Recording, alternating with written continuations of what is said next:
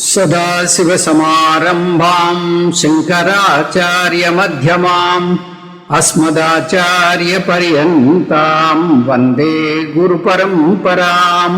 हरिः ओम् श्रीगुरुभ्यो नमः। हरिः ओम्. We are in chapter 18 of Bhagavad Gita and we have completed up to 42nd sloka. Now we will take up the 43rd sloka. Paramatma is describing the various qualities of different varnas by virtue of the karma and by virtue of the nature. Now 43rd sloka.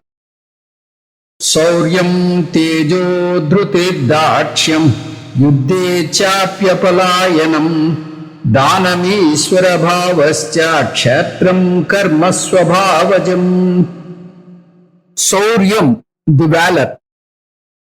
Tejaha means the very intelligence. Dhruti, dhruti means vision. Here, in this context, it can be understood as the courage. Dakshyam, efficiency or capability. Yuddhe api, in the very war field. Apalayanam. Palayanam means running away. Apalayanam means not running away, sticking to the war. Dhanam cha, charity. Ishvara bhavaha. Ishvara bhavaha means overlordship. Kshetram swabhavajam karma. These are the very natural swabhava of a kshatriya. Sauryam tejaha dhruti dakshyam yuddhe apicha apalayanam dhanam ishvara bhavaha cha iti swabhavajam kshatram karma asti. So, Sauryam means valor. Dhairyam is courage. Tejaha means the intelligence. Dakshaha means the capability in doing the war, in performing the war, in waging the war, and not showing the back. Not showing the back means not running away from the war field, and doing charity. These are all the very natural characters of a kshatriya person. In this sloka, Krishna Paramatma is talking about the nature of a kshatriya. He is defining the kshatriya swabhavam. Paramatma knows that all will not like the Brahmana karma. Loko bhinna ruchihi.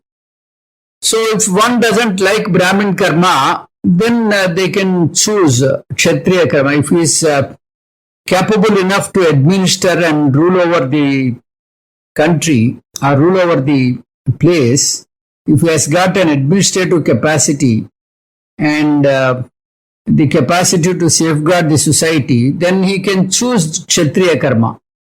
Sauryam tejo dhrutir dakshyam. Kshatriya means a king or an administrator or a soldier. So for him, the main and very important aspect is to safeguard the dharma.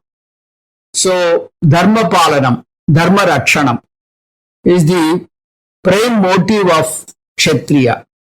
He should evade, he should see that adharma is not ruling the roost. So, whoever is acting against dharma, he has to curb them. If need be, he has to fight with them. If need be, he has to wage war against them. So, naturally, he should be equipped with a lot of courage and valor. Supposing if he is scared of even a cockroach, there are people, the moment you see cockroach, they will jump and cry and make a hue and cry. So, such person cannot be fit for a kshatriya dharma. So Sauryam means dhairyam, veeratvam, valor.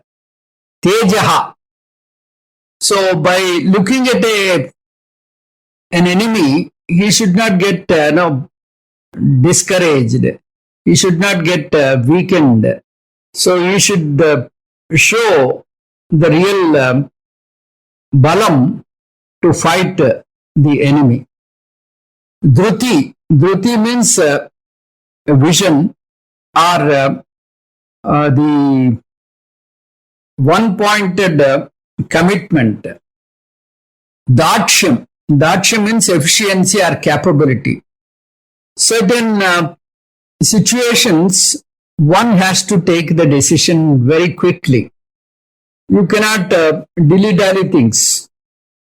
Suppose enemy country, they started occupying you in a stealthy manner without informing you. They started invading you. Then this man, they started invading the neighboring country.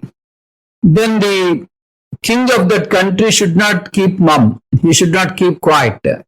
He should not say, I have to think and draw a strategy and then fight. If that be the case, he will not be surviving. The first target will be the king himself.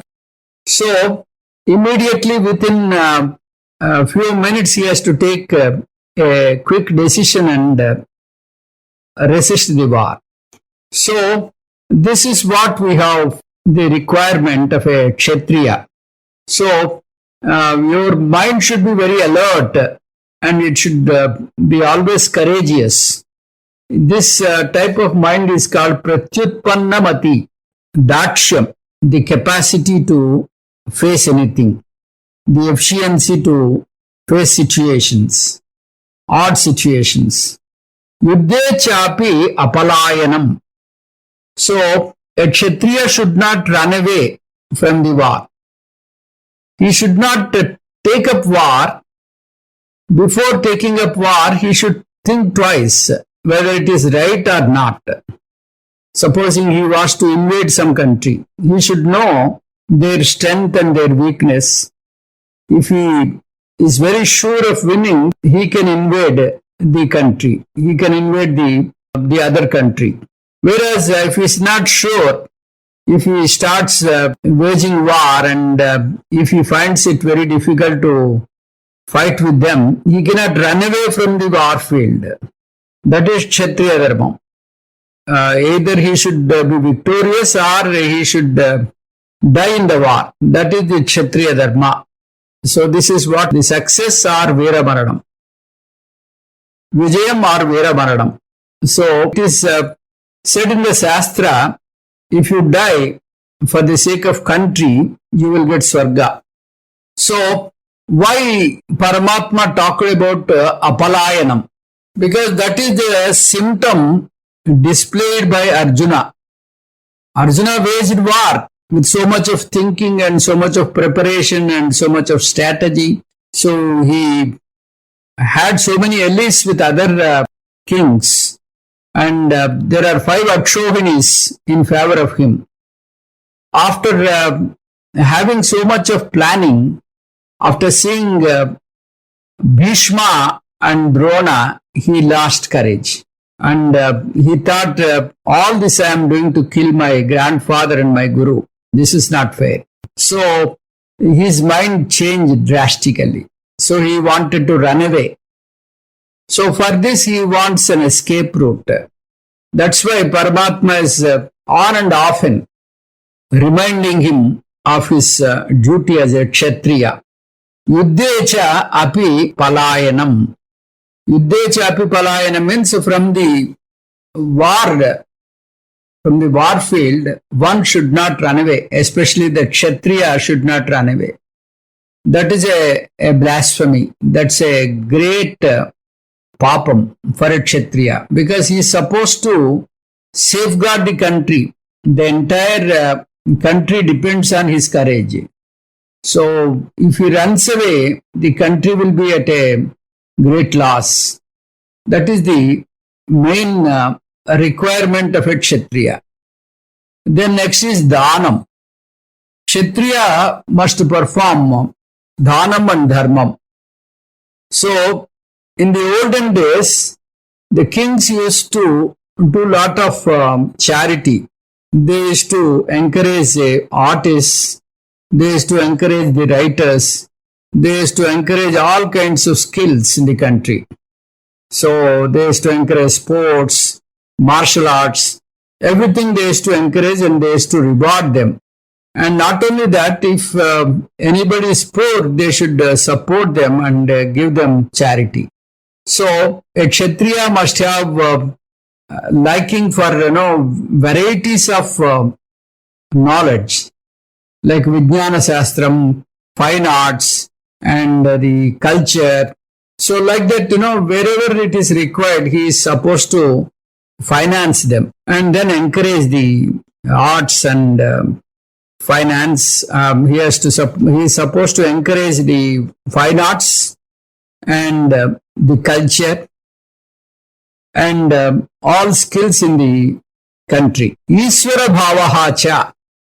So along with the leadership, he should see that people are directed towards the right perspective. You cannot sit idle. He should, like a magnet, he should attract everyone with his personality, with his charisma. And that is why he should not be meek. He should eat proper food. And he should have the, bodybuilding. And he should have, proper muscular body. He should not be like a, drumstick.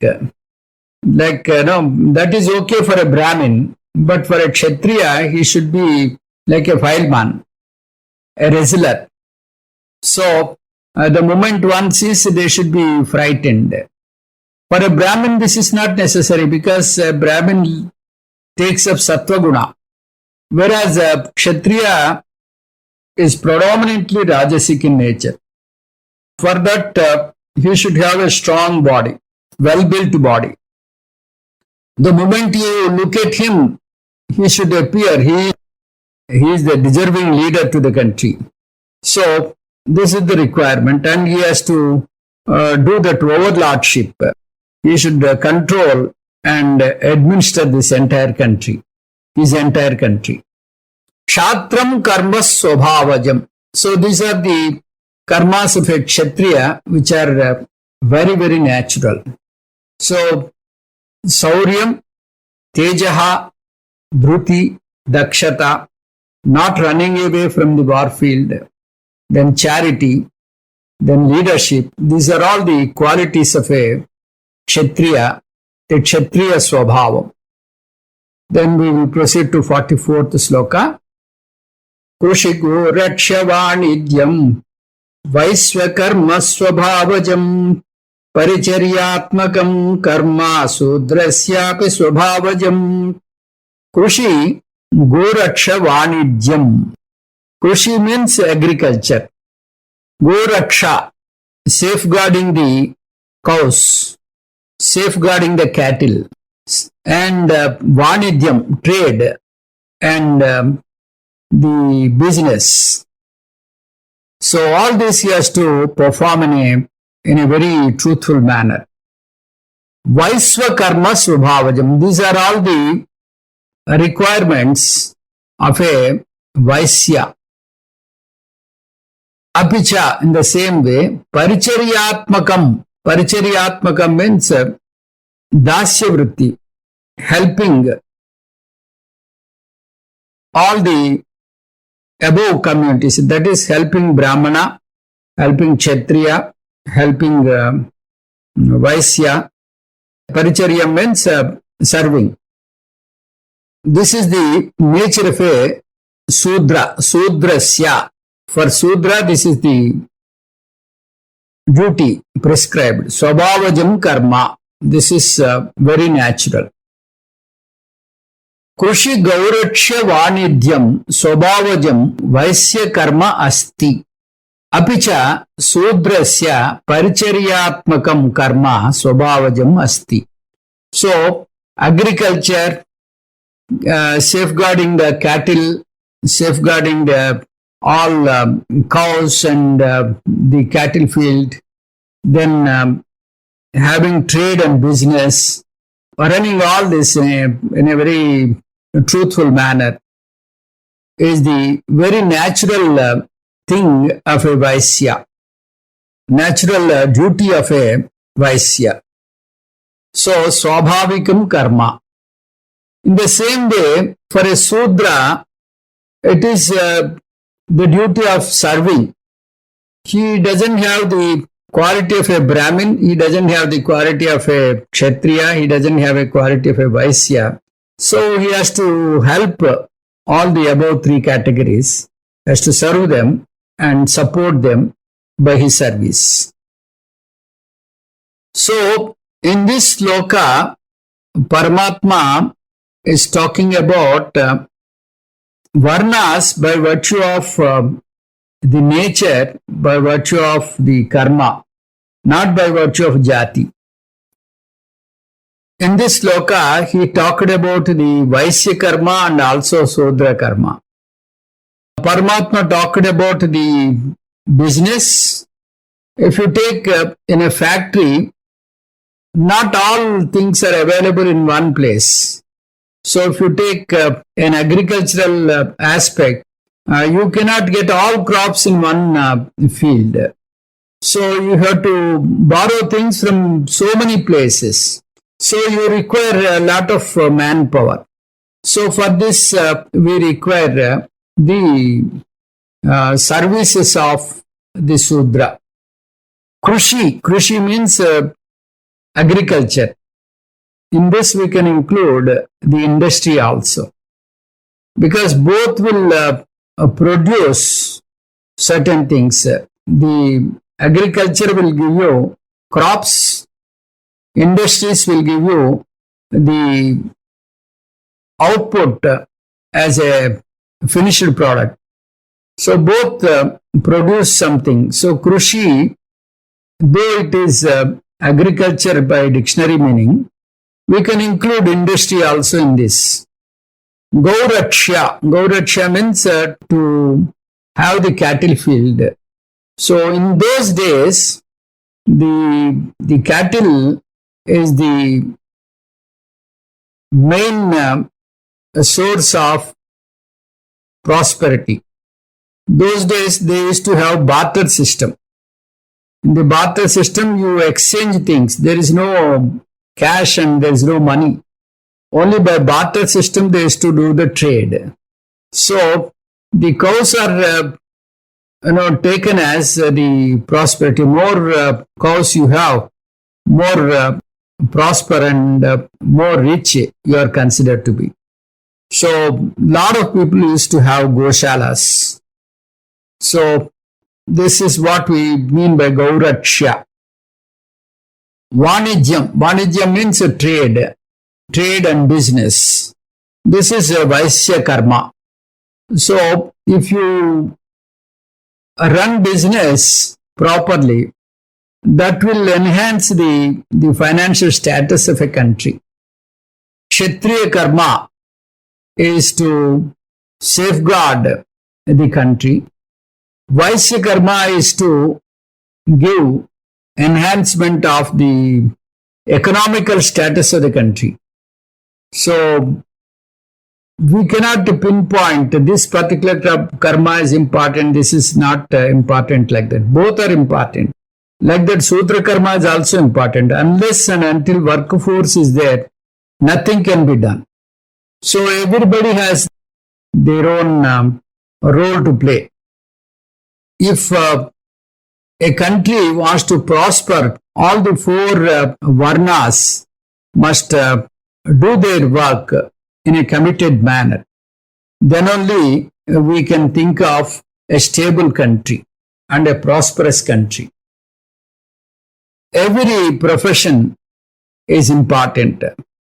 So in a profession, whatever the profession one takes up, they must be committed and they have to do their duty with diligence and total involvement.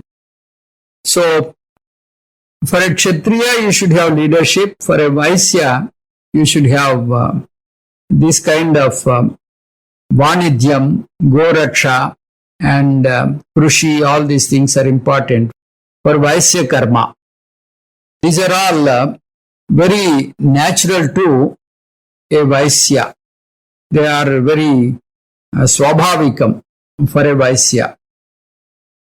So where there is no leadership quality, those people, they have to take up Vaisya karma.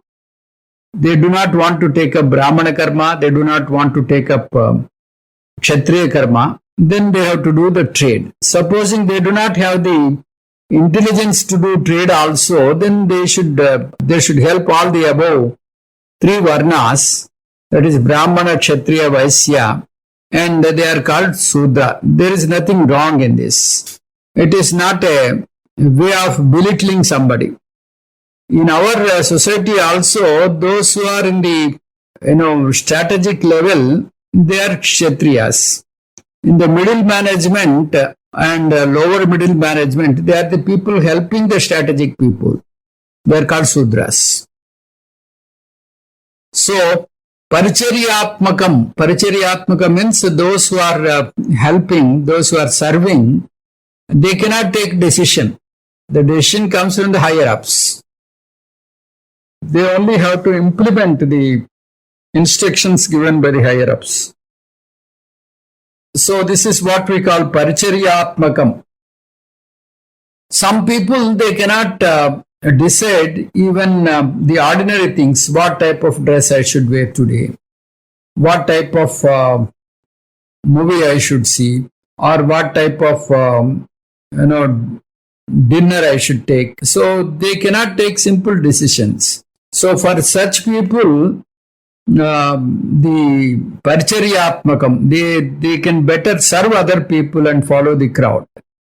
So karma sudrasya api subhavajam. This is the very natural work of a Sudra. So Swabhavajam means this is the natural work of a Sudra. So we should remember all the four vrittis. They are very, very important. Nothing is superior, nothing is inferior. So for a society, all four are very, very important. So the importance is, like we have the limbs. All limbs are important. We cannot say one is important, one is not important like that. You understand, if one limb is not there, how difficult it is to run the life.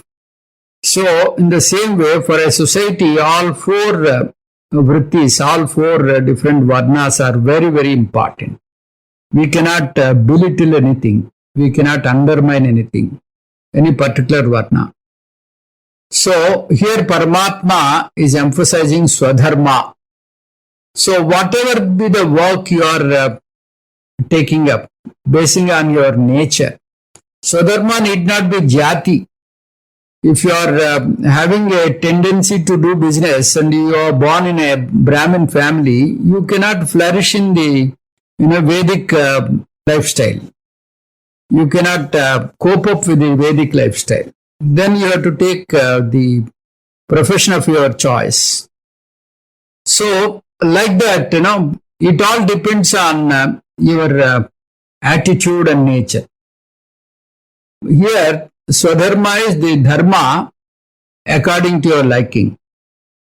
And then, once you take up this work, you have to do it as the dedication to Bhagavan. Whatever be the work you are doing, as a Kshatriya, you are doing the administration and safeguarding the country.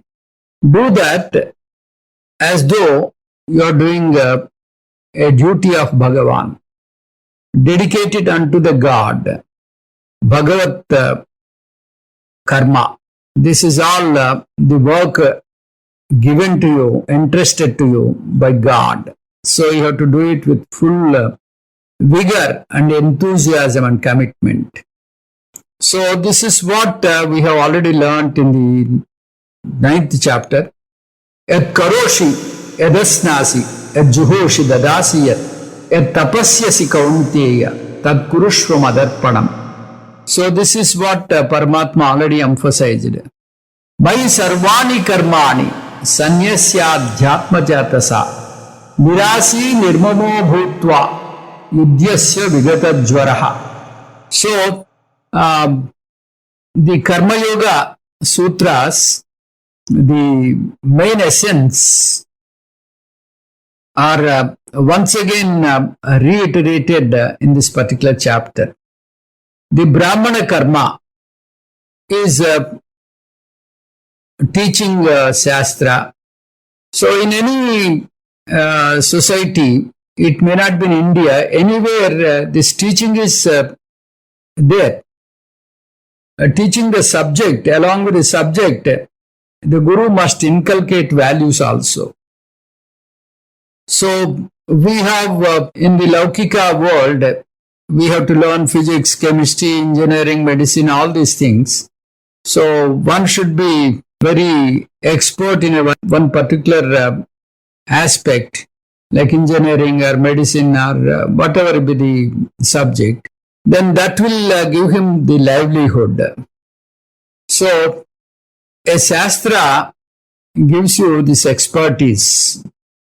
And while learning that Shastra, you also should learn automatically the value system. If you imbibe the value system, then there will be a sea change in your implementation of the knowledge. So, unless you imbibe the value, you cannot fully utilize the knowledge you acquire. So, whatever be the knowledge you have acquired, you should use it for the betterment of the society, for the welfare of others, for the good of others, not for the selfish motive. See, some people, and after the Pahalgam war, we have seen that they are Indians, but they are working for other countries as spies.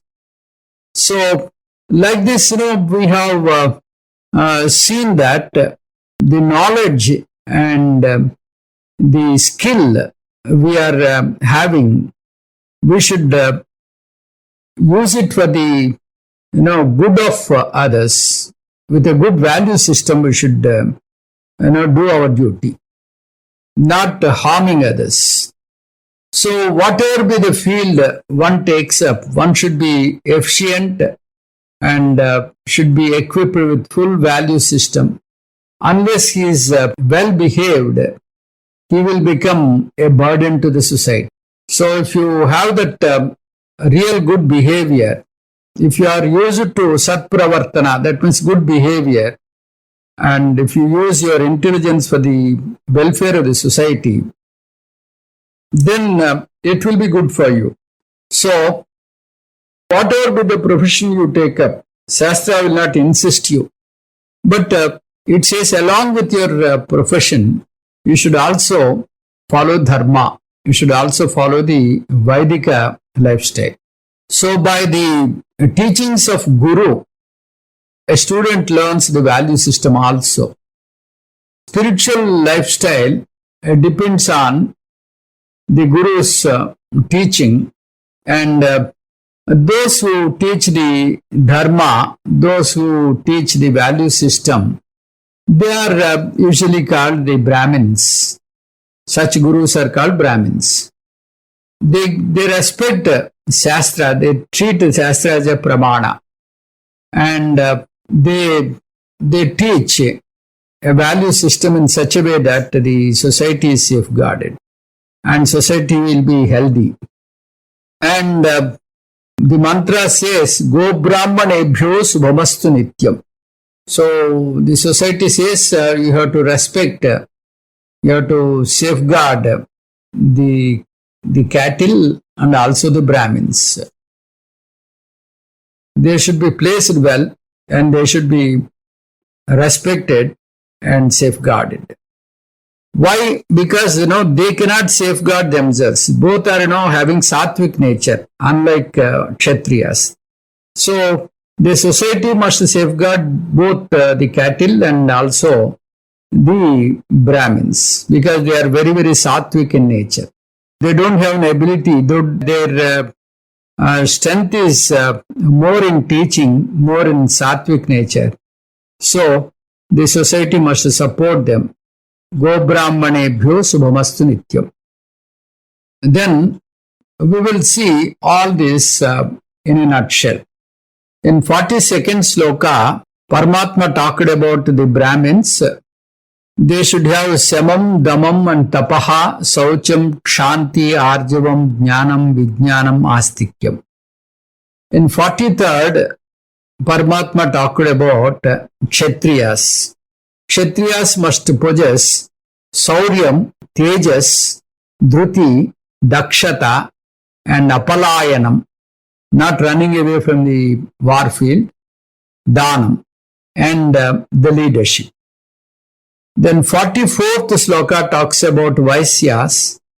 They should take up agriculture and they have to take care of the cattle field, trade and business. And the 44th sloka again talks about Sudras, the fourth dharma.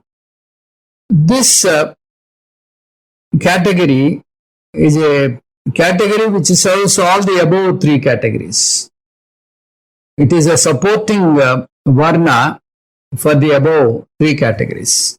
So all the professions, all the vrittis, they are very pious. Whatever may be the vritti you take up, they are very pious. So work is worship. That's what you should understand. So you take up a job. It may be a Brahmin job, it may be a Kshatriya, it may be a Vaisya job, or it may be Sudra job. You do it with full commitment and with full vigor and enthusiasm, because that's your, cup of tea. So you should not feel jealous about the other professions. Whatever you take up, basing on your liking and taste, you take it up and do it with full vigor and commitment. You will definitely flourish in that. You will see the sky. That's what Paramatma is emphasizing here. So, if you are a teacher, you should know how to, present your topic.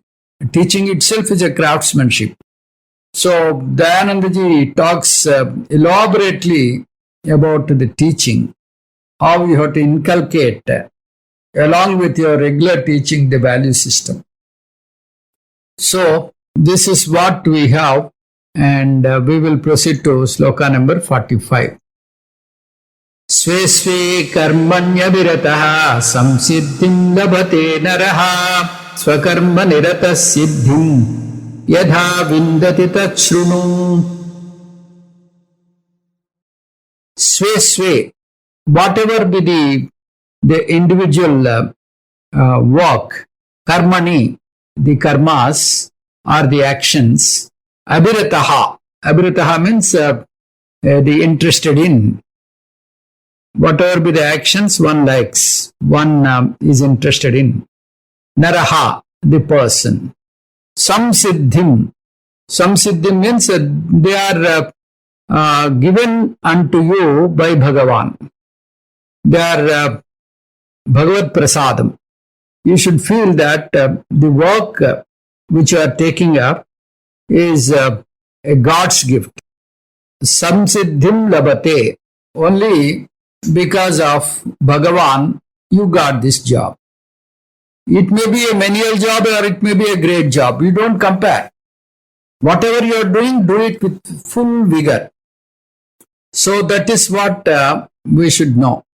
Swakarma nirtaha. So whatever be the swabhavika karma, whatever be your liking, whatever be your taste, according to that you take up the job which suits your taste.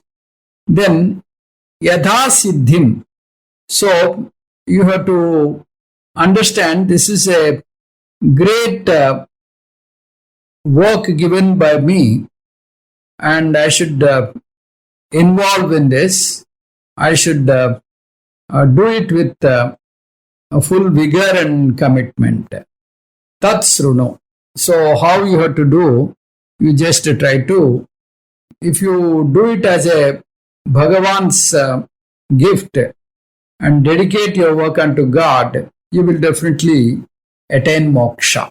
That is what Paramatma is saying. That means you get cleansed, you get purified, and then you go to Guru and then learn the knowledge, get the nikshta, and then you are free. So you have to convert karma into karma yoga. So you need not change your profession. This is what Paramatma is clarifying you. Whatever be the profession you take up, you need not change it. Only you have to change the attitude, the very drukpadam. If you change, that is enough. Svesve karmanya abhirataha. Whatever be the profession you are continuing, continue that. Don't keep on changing your jobs. So you stay where you are. So you become an expert in that work. So whatever is befitting your taste, your mentality, your liking, you first fix up that. And accordingly you choose the work. And don't keep on changing the jobs and dilly-dallying the works. And once you take up the job which is suiting your nature, stick to it and do it with commitment and with vigor. Because it is being dedicated to God. And this work is also given by God. It is not, it has not come from a blue, out of blue. You did not get the job.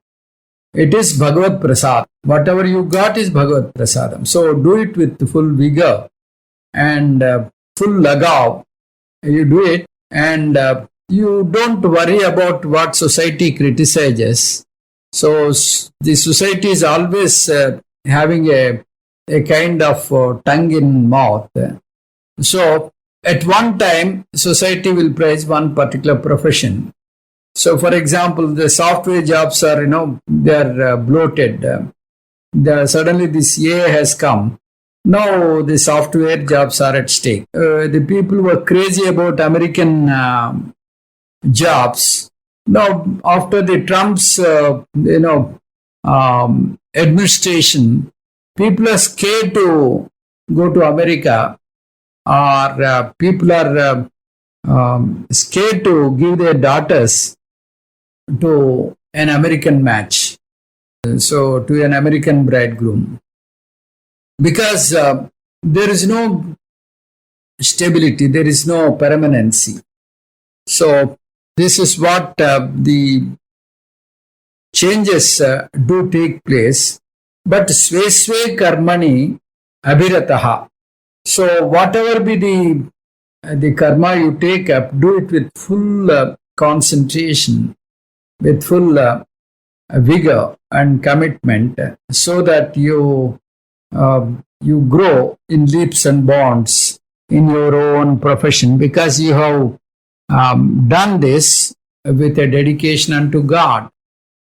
For example, you are a guru, or you are a leader, or you are a head of an organization like CEO or somebody. You need to have communication skill. If you have that communication gap, this word we keep on hearing. So whatever you communicate, the others must grasp it immediately. Unless you speak in clear and vivid terms, others cannot catch it up. So you should have that gift of the gap. So whatever you are doing, you should do it with full commitment. That means your mind, your talk, and your actions must be in alignment. Manasa vacha karmana. If you do it, that is called abhirataha. That means you are reveling in that work. samsiddhim labate naraha. So such person will definitely get chitta suddhi. If you are having this kind of attitude, you will definitely purify yourself. You will spiritually grow. So the entire work, if you do it with a kind of spiritual mode, it will create a cleansing, it will create a purity in your mind, in your talk and in your actions. So there is no impure thoughts in your mind. So as a karma yogi, you are successful. Swakarma nirataha siddhim yada vindati tachrunu. So in the coming slokas, Paramatma is going to explain how karma can cleanse your body, how karma can purify your mind. Krishna Paramatma is talking about the Laukika karma. So this is what we have to understand. So first of all, we should know who is Karma Yogi and the analysis of karma. So if you are doing karma casually, it will not cleanse your mind. So if you do karma as a worship, so it will really change your mind. It will create an impact in your life. So whatever be the karma, whatever be the work you take up, what will be your attitude? This is the first question. What should be your attitude towards your work? The moment you take up some work, immediately you think how much your boss is getting out of this and how much salary he is giving to you. And immediately you don't have that complete interest in your work. You do it with half-hearted mind. You don't get the mental satisfaction. At the same time, you will be brooding. But on the contrary, if you think that the work is given by God, work is provided by God, you are dedicating this work unto God. You do it. Once you take up the work, you don't look at the remuneration. You don't look at the other aspects, the promotion and other aspects. You do it for the sake of work because you are dedicating it unto the God. Karma phalam. Karma phalam means whatever be the work we are doing, you are bound to get the result, karma phala. So what should be your attitude towards the karma phala? Sometimes the karma phala may be in your favor. Sometimes it may not be in your favor. Your people may praise you for your work or they may criticize you. Your boss may recognize you or boss may not be caring for you. Boss may not recognize you. So whatever be the help you are extending to others, they may not show the thankful nature towards you. On the contrary, they are becoming your enemies. So you are toiling a lot, but the promotion is given to somebody else. So in these situations, what will be the attitude?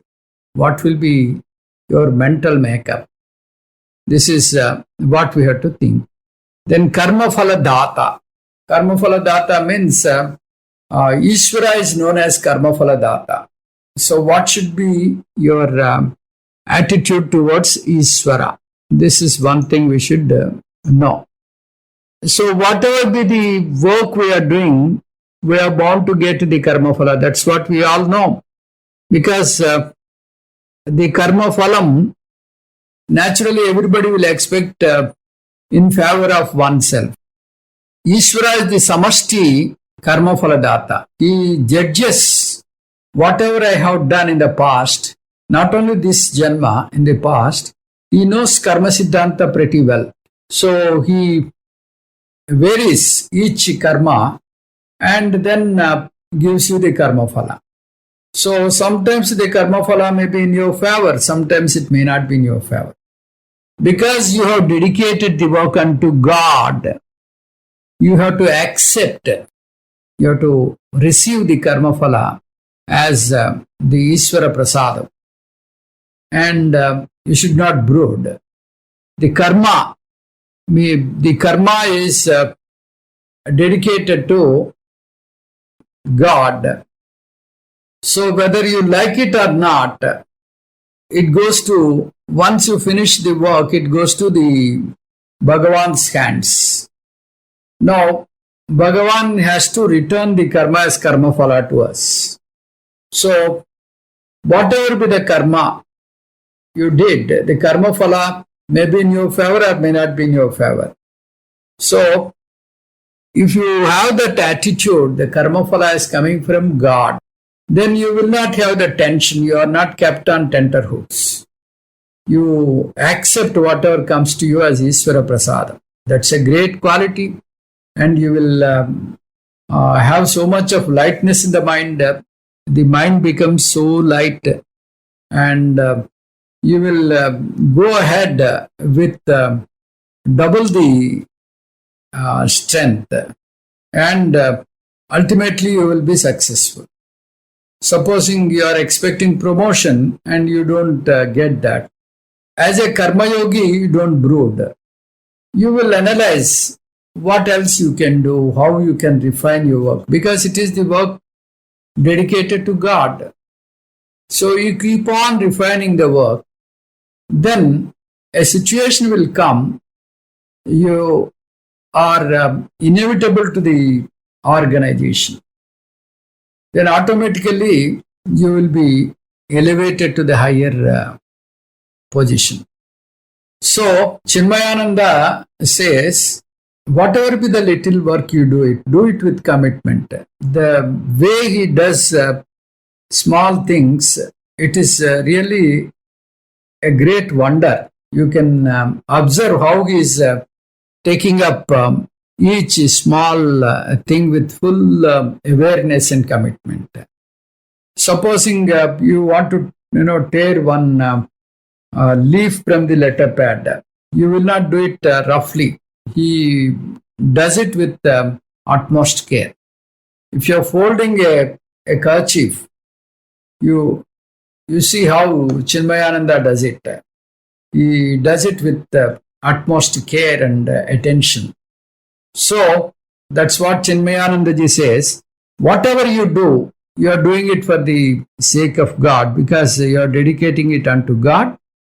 Do it with full commitment, enthusiasm, vigor, and energy, and it will definitely give you good result, and in the due course it will give you a positive result.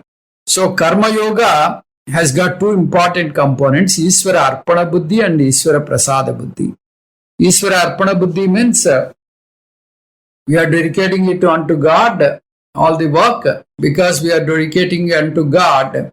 Ishvara returns the work as a karma phala, and that karma phala, I accept it as an Ishvara Prasadam. I don't brood it, I revere the karma phala. So karma phala data, how you have to understand the karma phala data. So karma phala data, initially we understand the karma phala data as Ekarupa Ishvara, who is being worshipped in the puja, in the altar or in a temple. But if he is all pervading, you cannot restrict him to a particular place, you cannot restrict him to a particular rupam. He is all pervading. So from Ekarupa Ishvara, you have to go to Anekarupa Ishvara. That means he is there in everywhere. He is there in the office, he is there in the boss, he is there in your competitor. Everywhere the God is present. So your attitude will totally change. the way you talk to them, the way you look at them, the way you understand them, everything makes a sea change. So this is Aneka Rupa Ishvara Dhyana. Then you have to go a step ahead. Then Paramatma is Arupa. Arupa means Nirguna, Nirvikara. So that is Arupa Ishvara Dhyana. So like that, from Ekarupa Ishvara, you have to go to Anekarupa Ishvara and then Arupa Ishvara. This should be the involvement in Bhakti, and we will see more in this in the next class. Om Tat Sat Sarvam Sri Krishna Arpanamastu. Om Purnamadah Purnamidam Purnat Purnamudachyate Purnasya Purnamadaya Purnamevavasishyate. Om Shanti Shanti Shanti. Harihi Om Sri Gurubhyo Namaha. Harihi Om